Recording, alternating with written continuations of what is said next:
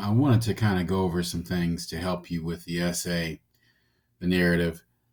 Just to let you know, even though I'm a hard grader on essays, this is one of the um, less strict essay that I will be grading.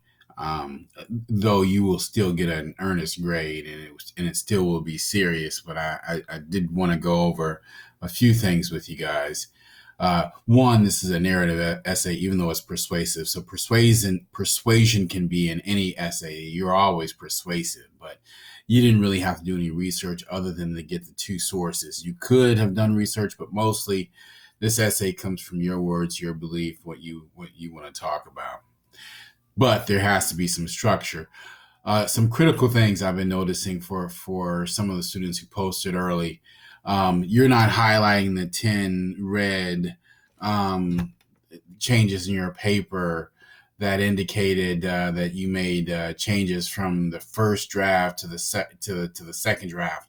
You must do that. If you do not do that, I will not grade your paper. You must indicate the 10 changes in your paper. If you don't indicate it in red, you don't have to number it, but you have to at least you must have at least 10 red changes in your paper.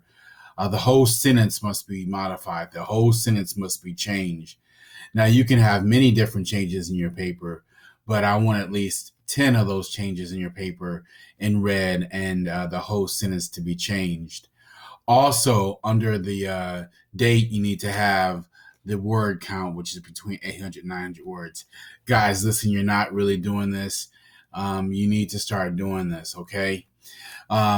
Lastly, on this section, you need to focus on having these things at the top of your page under the word count, under the word count. So your thesis is in one color, your prongs in another color, your sources, and your 5 higher level vocabulary words. Though I posted them yesterday a little late, Saturday, they are under announcements. They're like 25, 30 of those words that you can use. You must use at least 2 of them, although you can use all 5 if you want, or even more. But make sure, because some of you guys are using them inappropriately. And when I say inappropriately, I'm just saying that they're not the best word for that sentence. So make sure you're using those appropriately. It says place thesis in bold. So follow these instructions, guys. I'm telling you, if you don't, points will be deducted. I will not read your essay if you don't have 10 things changed in your essay. So please do that. Final draft should possess 800 to 900 words, 950. That's right. And then you have to have this. All right. So that's for what you need in your essay. That's what you need. But make sure that your essay has a lot of voice in it, that it's a narrative. It's a story. It's just a first person account of how you believe. That's why I call it a narrative. It's not like a story in the formal sense, but in a more loose idea of it. It's the writing of your idea of what you want to argue without really having any proper citation, having the ability to use informal voice like first person contraction. So that's why I called it a narrative. Um, it might help if you look on Canvas under our textbook and look up narrative as well, because that might give you some feedback on how to write an effective essay like this. All right, so here's a rubric, and I want you guys to check it out. So clear thesis, 10, 8, and 5. This whole rubric is out of 100 points. Remember, this is a quiz grade, so it does make a difference. Develop vocabulary. Remember about the inappropriate use. So you must use words contextually correct. If you use it wrong, you're going to get points knocked off. Clear sentence structure. This is a heavy one. This is out of 15 points. Very few problems. This one is either all or nothing for all of the categories. I don't really say anything here for if you got it right all the way or you got it wrong all the way. It's in between that I kind of explain all of them.